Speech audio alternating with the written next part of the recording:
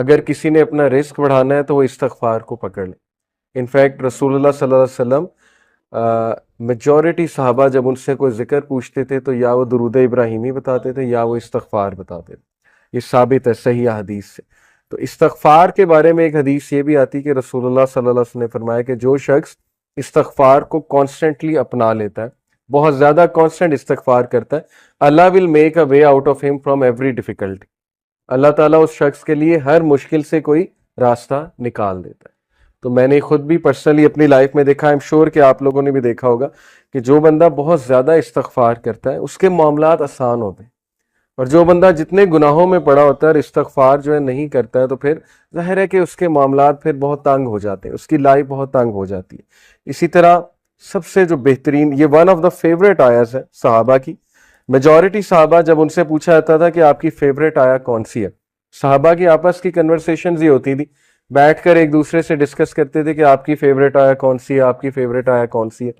تو chapter 39 verse number 53, سورہ زمر ورس 53, قل یا عبادی الذین اسرفوا علی انفسہم لا تقنطوا من رحمت اللہ. اے نبی کہہ دیجئے میرے بندوں سے, یہاں پر یا عبادی تمام انسانوں سے بات ہو رہی ہے, الذین اسرفوا علی انفسہم جو کہ زیادتی کر چکے ہیں اپنے نفس میں, who have crossed the limits. اسرفوا یعنی کہ اسراف کر دیا ہوا ہے, زیادتی کر دی ہوئی ہے انہوں نے اپنے نفس پر. کیا کہو انہیں, لا تقنطوا من رحمت اللہ, کہ اللہ کی رحمت سے مایوس نہیں ہو. ان اللہ یغفر الذنوب جميعا, بے شک اللہ تعالیٰ تمام گناہ معاف کر دیتا ہے, تمام گناہ معاف کر دیتا ہے. ایک حدیث قدسی میں آتا ہے کہ اللہ سبحانہ تعالیٰ کہتے ہیں کہ اے ابن آدم, اگر تو میرے پاس گناہ لے کر آئے اور تیرے گناہ جو ہے وہ زمین سے آسمان تک جو ہے وہ ڈسٹنس کو فل کر رہے ہیں, لیکن تم اس سے سنسیئر ریپینٹنس کرتا ہے تو میں تجھے معاف کروں. ابھی بہت خوبصورت حدیث آپ کے سامنے آئیں گی اللہ سبحانہ وتعالیٰ کی مرسی کے حوالے سے. ایک حدیث آپ کے سامنے رکھتا ہوں, علی ابن طالب رضی اللہ تعالیٰ عنہ رپورٹڈ, یہ المستدرک کی حدیث ہے, صحیح ہے اکارڈنگ ٹو علامہ البانی, اور علی صلی اللہ عنہ سے بہت کم حدیث مروی ہیں. علی صلی اللہ عنہ reported the messenger of Allah صلی اللہ علیہ وسلم said, verily Allah is astonished. اللہ کی astonishment یہ اللہ کا ایٹریبیوٹ ہے, اور اللہ کیسے اسٹانش ہوتا ہے یہ ایک ظاہر ہے کہ متشابہات میں سے اللہ knows best, لیکن اللہ is astonished at a servant, اللہ ایک انسان پر اسٹانش ہوتا ہے when he says there is no God but you, لا الہ الا انتا, but I have wronged myself so forgive me, for none forgive sins but you. یہ ایک دعا ہے پوری, یہ دعا میں آپ کو پڑھ کے سناتا ہوں. لا الہ الا انت انی قد ظلمت نفسی فاغفر لی ذنوبی انہ لا یغفر الذنوب الا انت. یہ پوری عربی میں جو ہے وہ دعا ہے. دعا کا ٹرانسلیشن کیا ہے؟ There is no God but you, I have wronged myself so forgive me, for none forgive sins but you. اللہ اسٹونش کرتا ہے ایسے بندے پہ, اور اللہ کہتا ہے my servant acknowledges that he has a Lord who forgives and punishes. Allah angels کو کہتا ہے, اللہ تعالیٰ بولتا ہے کہ کیا میرا بندہ یہ ایکنالج کر رہا ہے کہ اس کا ایک رب ہے اور وہ رب جو ہے گناہوں کو معاف کرتا ہے. یعنی اللہ کو اتنی خوشی ہوتی. اسی سے ریلیٹڈ ایک اور حدیث ہے کہ جب ایک گناہ گاری, صحیح بخاری کی حدیث ہے, جب ایک گناہ گار شخص اللہ سے گناہوں کی معافی مانگتا ہے تو اللہ کو اس طرح کی خوشی ہوتی ہے جیسے ایک انسان جس کا کیمل ڈیزرٹ میں لاسٹ ہو گیا تھا اور وہ اپنے کیمل کو ڈھونڈ رہا تھا, اور اس کیمل پہ سارا سامان تھا, اس کیمل پہ پانی بھی تھا, اس کا باقی بھی دیگر سامان تھا, اور اچانک اسے دور سے وہ کیمل چلا نظر آتا ہے تو وہ خوشی میں آپے سے باہر ہو کر جو ہے وہ یہ کہتا ہے کہ اللہ میں تیرا رب ہوں اور تو میرا بندہ ہے. یہ حدیث کے الفاظ ہیں, یعنی خوشی میں اس طرح کے الفاظ کہہ دیتا ہے. تو اللہ تعالیٰ کو اس لیول کی جو ہے وہ خوشی ہوتی جب گناہ گار بندہ اللہ سے بات کرتا ہے, جب گناہ گار بندہ اللہ سبحانہ و تعالیٰ کو پکارتا ہے. ہمیں آن دی ادر ہینڈ شیطان نے جو وصفہ ڈالا ہے کہ تیرے تو اتنے گناہ ہیں, تو اتنا گناہ گار ہے, تو اس قابل ہی نہیں کہ اللہ تک تیری بات پہنچے, یا اللہ تجھے رپلائی کریں, یا اللہ تیری آواز سنے. حدیث تو کمپلیٹلی اس کے برعکس کہہ رہی ہے. حدیث تو کہہ رہی ہے کہ گناہ گار بندہ جب توبہ کرتا ہے اس پر زیادہ خوشی ہوتی ہے اللہ تعالیٰ. And it perfectly make sense. میں ایک ٹیچر ہوں, آپ میں بھی شاید کوئی ٹیچر ہو, جب اچھے اسٹوڈنٹ جو ہے وہ اے لیتے رہے, اے اسٹار لیتے رہے, مجھے کوئی اتنی خوشی نہیں ہوتی, میں کوئی سرپرائز نہیں ہوتا ہوں. لیکن جب بیک بینچر اور ایک ایسا اسٹوڈنٹ جس کا ریکارڈ ہی کوئی نہیں ہے وہ اگر اچھے نمبر لے لے تو میں اسٹونش بھی ہوتا ہوں, اور ظاہر ہے کہ مجھے دگنی خوشی ہوتی ہے, شاید اس سے بھی زیادہ خوشی ہوتی ہے.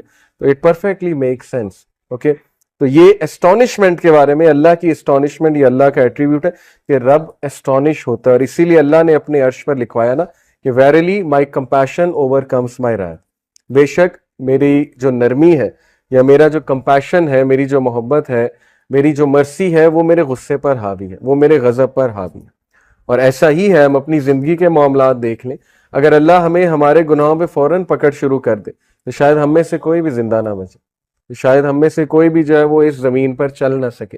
لیکن کتنے چانسز دیتا ہے, کتنے چانسز دیتا ہے اللہ.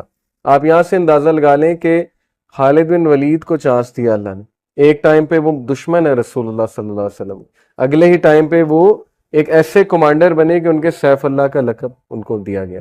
حالانکہ ظاہر ہے ایٹ ون مومنٹ گناہ کر رہے ہیں, نبی کے خلاف تلوار نکال رہے ہیں, اس سے بڑا گناہ اور کیا ہے.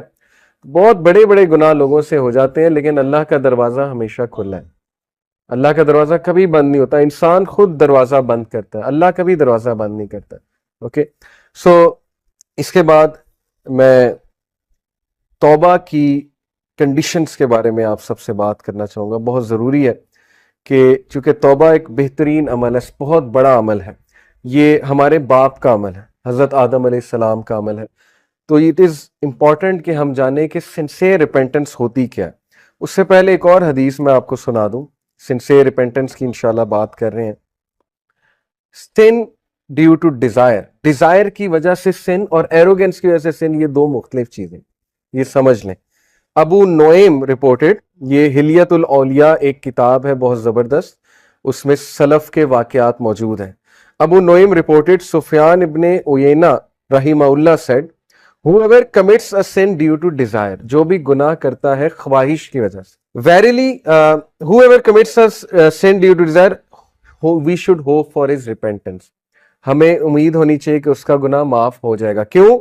verily آدم علیہ السلام disobeyed due to desire and he was forgiven, کیونکہ ہمارے باپ آدم علیہ السلام نے ڈیزائر کی وجہ سے, ڈیزائر تھی نا کہ اللہ نے منع کیا ٹری سے نہیں کھانا, سیلف کنٹرول ظاہرہ لوز ہو گیا فار واٹ ایور ریزن, اور ڈیزائر کی وجہ سے جو ہے یا کیوریوسٹی کی وجہ سے ہے گناہ کر بیٹھے. تو انہوں نے کہا کہ انہوں نے سفیان ابن عیینہ نے کہ اگر کوئی شخص ڈیزائر کی وجہ سے گناہ کرتا ہے تو اس کی معافی ہے. But if a sin is committed due to pride and arrogance, then fear that the perpetrator may be cursed. لیکن اگر کوئی شخص متکبر ہو کر, اور جیسے فرعون تھا, انا ربکم الاعلی, تکبر, ایک تو گناہ کر رہا ہے, بچوں کو مار رہا ہے, آگے سے اعلان کر رہا ہے کہ میں رب ہوں, میں زندگی دیتا ہوں, میں موت دیتا ہوں, تو یہ والا جو سن ہے اس کے بارے میں ہے کہ that person will be cursed. Verily Iblis disobeyed due to pride and he was cursed. انہوں نے کہا کتنا خوبصورت کمپیریزن ہے کہ آدم علیہ السلام نے بھی گناہ کیا, لیکن وہ گناہ ڈیزائر کی وجہ سے تھا, پھسل گئے. لیکن ابلیس کا جو گناہ تھا وہ تکبر کی وجہ سے تھا, وہ پرائڈ کی وجہ سے تھا, تو وہ کرسڈ ہو گیا, اسی لیے ہم اسے رجیم کہتے ہیں. تو اگر آپ کسی کو گناہ میں مبتلا دیکھیں تو اس کو پہلی تو بات جج نہ کریں, کیونکہ وہ شخص سٹرگل کر رہا ہے. وہ کون سا پرائڈ میں کر رہا ہے؟ بہت سے ایسے گناہ ہیں, مسلمان تو پرائڈ میں نہیں کر سکتا. میں نے تو آج تک ایسا مسلمان نہیں دیکھا جو گناہ